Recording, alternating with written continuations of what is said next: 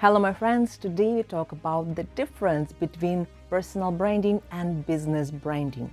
Sia asks, when I build my brand, my personality changes. So when should I change my brand so that it's aligned with my personality? And that's a great question, Sia. Thank you so much, because when we talk about our brand, we obviously want to make it aligned with that what we do, who we are, and we want our brand reflect us. But there is a difference between business branding and personal branding. And the way we change these two brands are different because we don't want to lose money and we don't want to lose the attention of the audience. If everything is just working right, we are going to talk today about how personal branding changes versus business brands. So let's chat about this, and it will help you to save a lot of money and understand how your brand progress along with you and which part of your brand is supposed to be way more consistent. Let's chat. To start, let's talk about the brand definition. What is the brand?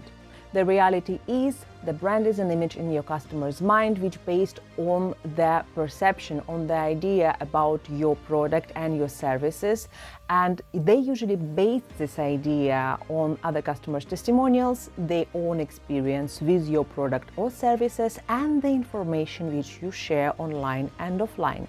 So pretty much your brand is idea, and in this case your personal brand and business brand pretty much defined in the same way.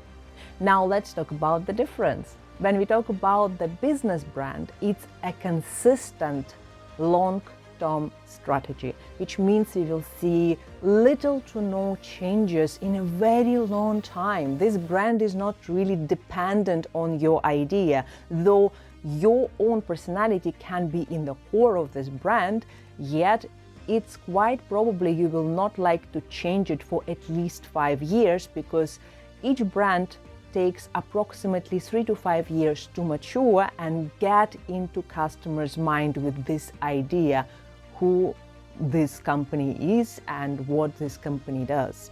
So each company, each brand has 3 aspects to change. One is positioning, another is target audience, and the third one is the visual communication style. So when we talk about the professional companies which help brands to make these changes, they usually do only one change, and we are going to talk about this in the video just few seconds after. Now, the personal brand is different. Personal brand is flexible, unlike business brand, which is really static. The personal brand is flexible. It can impact the business brand and give it a lot of flavor, because personal brand reflect your personality. Personal brand reflect changes. And in a minute, we're going to talk about what you can change in your personal brand and what you're not supposed to change in your personal brand if you want to build certain level of consistency and achieve the brand effect in your customer's mind. So as I said before, how do we change your business brand? One thing at a time. So when we talk about the business brand, 3 aspects are important. The thing number 1 is your positioning. The thing number 2 is your target audience. And the thing number 3 is visual and verbal communication, which is recognizable. So there are 3 aspects to this, and in the change process, in the rebranding, usually we address only one. So here is why. In your customer's mind, we have a clear idea what's going on in your brand. So we have logo design and things like that. And usually when we talk about rebranding, it's often about the visual and verbal communication. Even then, customers may not really like it. Remember the story about Gap logo? There were plenty stories when customers really hated the new logo. So when we talk about changes in the Google logo and things like that, people make fun of it because there is no much changes. So there are a lot of stories when brands trying to improve a little bit on their logos, but audience don't really like it. But if the change is implemented correctly, then the audience accept eventually these changes in the brand and it moves smoothly. Now, when we change the audience, which means we suddenly start serving wider audience. Usually we talk about business scaling. Example is Apple brand. When the Apple started, their positioning was, and they were trying to serve a lot to the creative students. So in time, and they also were talking about the computer technology.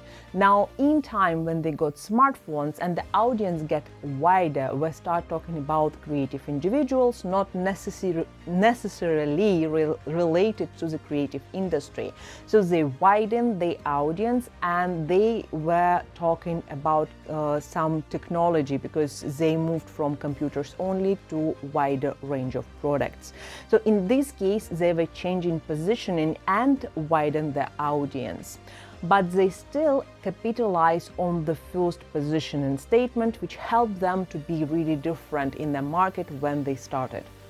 So they still known as a very creative company who serve creative people. Now there are plenty of people who believe that they are creative independently on the industry, so this widened horizon actually worked for Apple very, very well. Now, when we talk about the change of positioning, it happens like with Apple at this moment, and sometimes people move from the younger or from the elder audience to more younger audience. Often it doesn't work. So, for example, many mobile companies closed because they started with technology, they started play around like, Nokia, for example. They wanted to change, they wanted to adapt to the new market, but they couldn't do it successfully. So positioning is more static than the audience.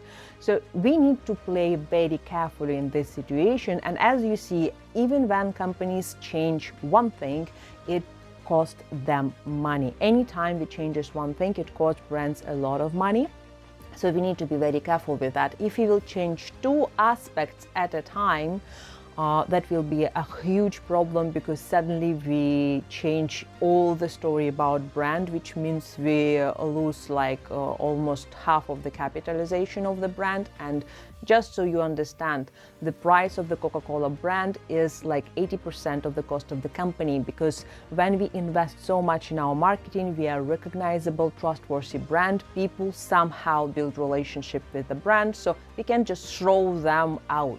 So the reality is, if we change two aspects of this trio, positioning, target audience, and the visual communication, it can cause severe problem for business. That's why it's rarely happen. Now, if you change all three, basically you have all new company with different logo, different audience, different positioning. It's a new business altogether. So how people address these things, they usually open a new business and try to incorporate into old, or try to move part of the audience from the old brand. So in this situation, the whole process happened differently and rarely called rebranding. So this is about the changes in your business brand, which is static, long-term strategy. So as I say, it's really different than personal brand. Let's talk about differences and changes in your personal brand then. When we talk about changes in your personal brand, we are talking about trust. That's the most important thing. How do you change your personal brand without affecting the trust which people have in you personally?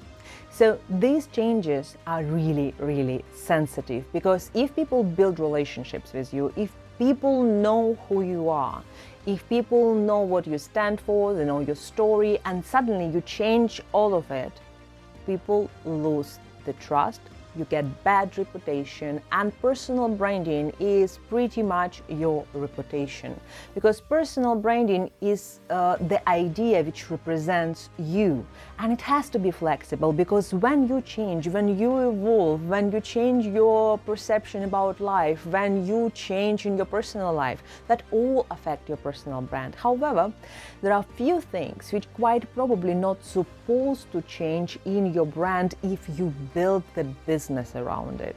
So what are the things?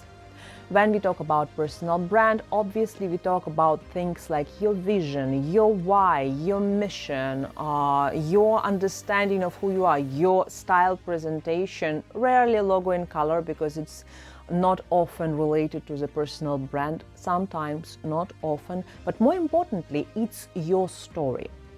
So when we talk about your story and you make some changes in your personal brand, well, you can just change your story and tell completely different narrative, because that's your life. And if you've been online, if you shared your story on video, if you shared your story in books, really you can't change it. So there is a lot of data about that.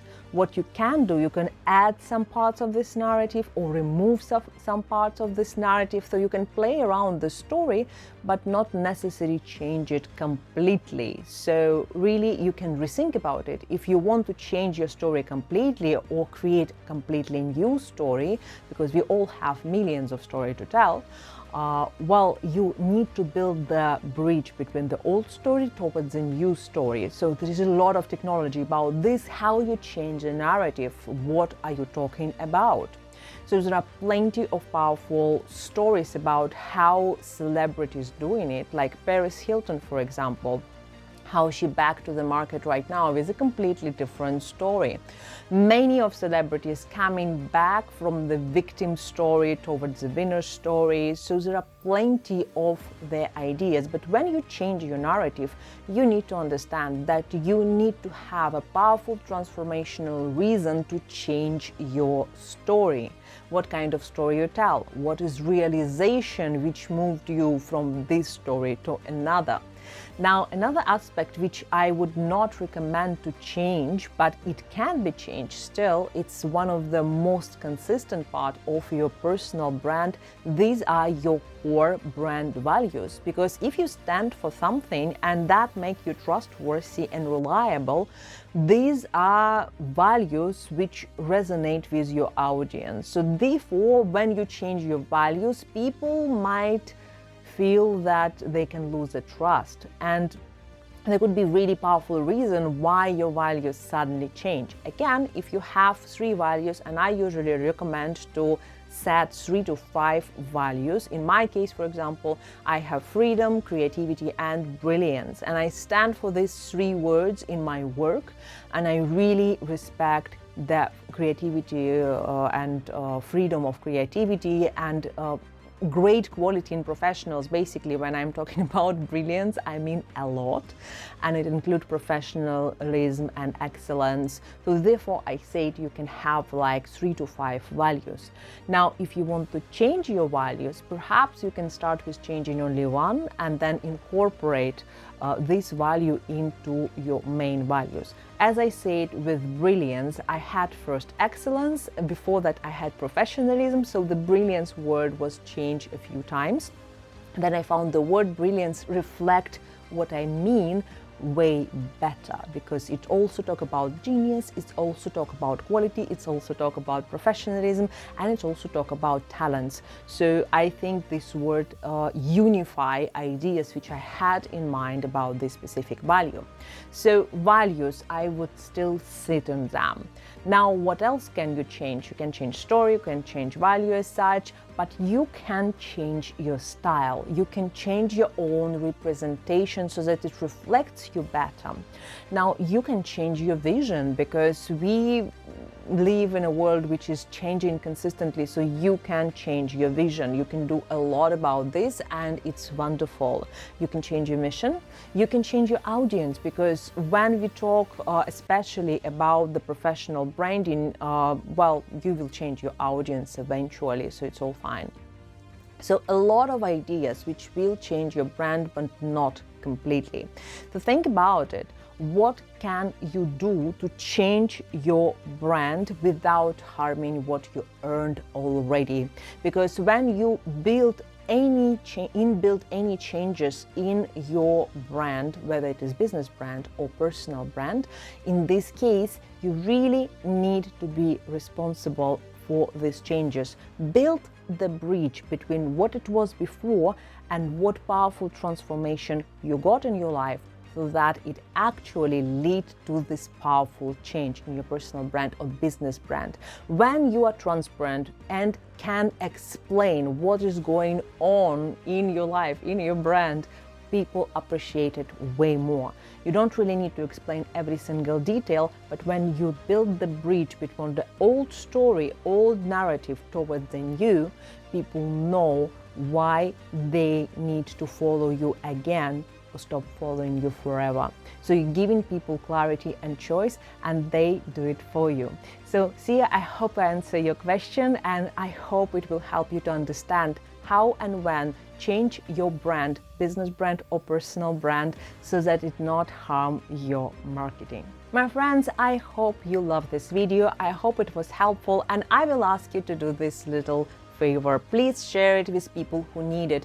Perhaps you need someone who needs stories and understanding about personal branding or business branding. Please subscribe to this channel, comment below. I would like to build community of like-minded people who really want to build their brands, business brands, personal brands, and who want to share the word about the story, help other entrepreneurs to build successful brands and tell their story, because your story is important, because you are important, because your business was to be known, and I think that you can help to change the world to a better place.